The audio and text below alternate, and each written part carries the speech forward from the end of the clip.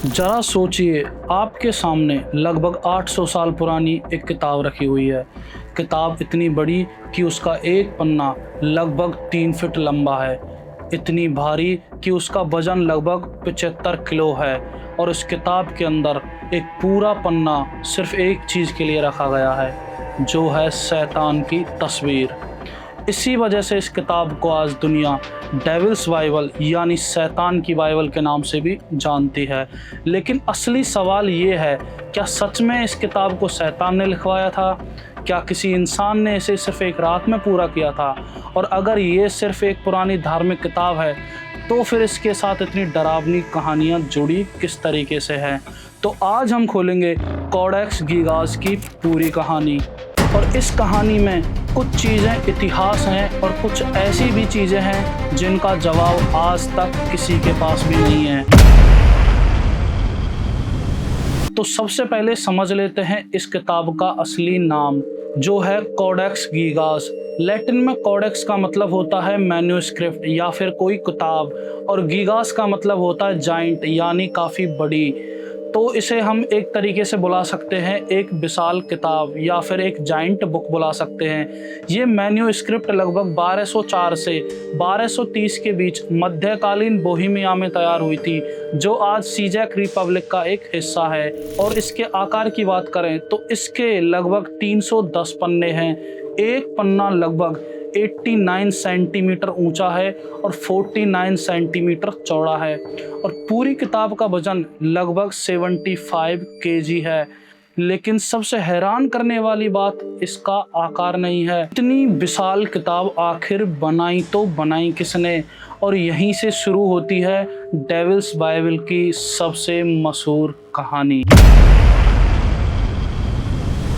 तो आते हैं हम हमारे अगले सवाल पर, क्या इस किताब को एक रात में लिखा गया था?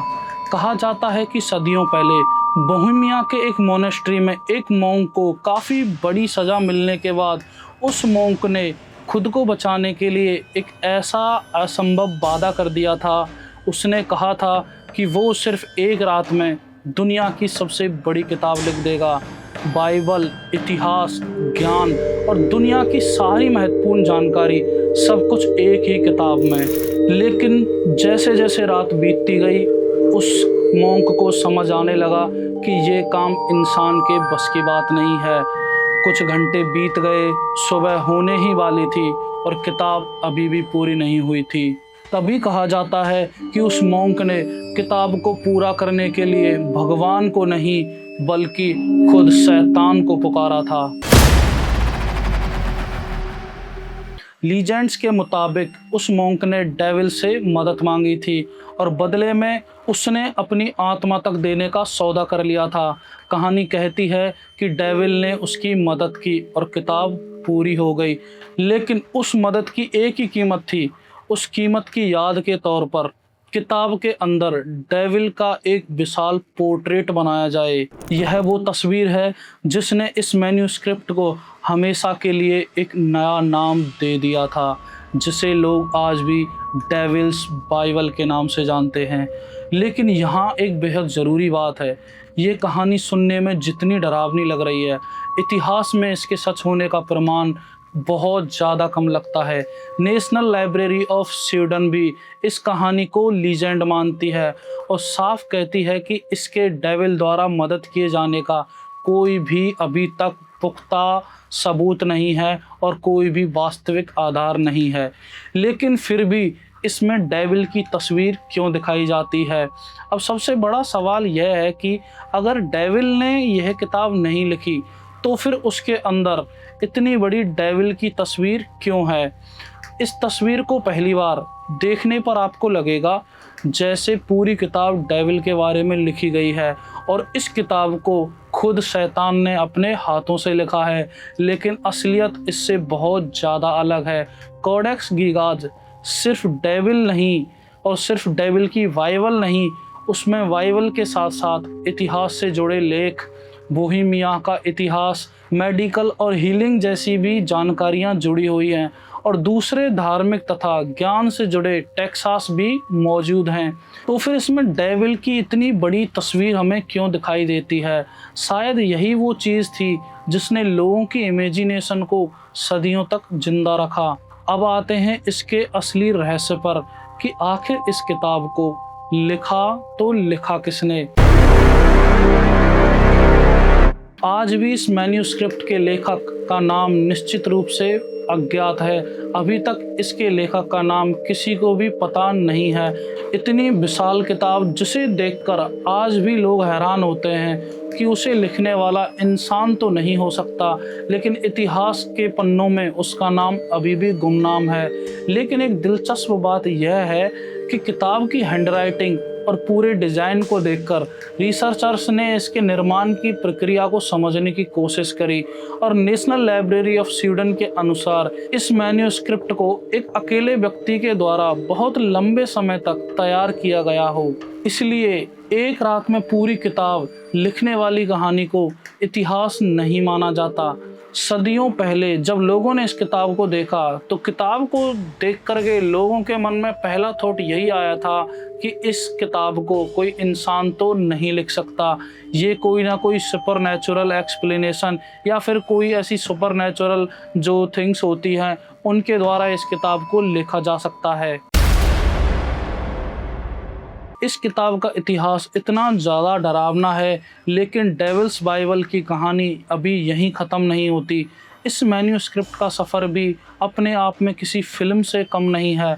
इसका पहला ज्ञात संबंध एक मोनेस्ट्री से मिलता है और उसी साल इसे ब्रेवनोव मोनेस्ट्री के पास वापस खरीद दिया गया। सदियां बीती और फिर 1594 में holy Roman emperor Rudolph second ने इसे अपने कलेक्शन में शामिल कर लिया था। रुडोल्फ सेकंड को अनयूजुअल और मिस्टीरियस चीज़ों में बहुत ज़्यादा दिलचस्पी थी और डेविल का जो पोर्ट्रेट है इस किताब के अंदर वो रुडोल्फ सेकंड को बहुत ज़्यादा खास और आकर्षक बनाता गया।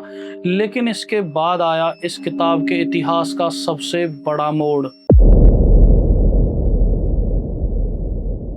आज ये मैन्युस्क्रिप्ट स्वीडन की नेशनल लाइब्रेरी में सुरक्षित है और अगर आप सोच रहे हैं कि इतनी बड़ी किताब को आखिर रखा कहाँ जाता है तो इसका जवाब भी उतना ही दिलचस्प है। साल 1697 स्टॉकहोम का ट्री क्रोनर रॉयल पैलेस आग की चपेट में आ गया। महल में मौजूदा हजारों किताब और मैन्युस्क्रिप्ट आग में जलकर राख हो गई, लेकिन कोडेक्स गीगाज बच गई।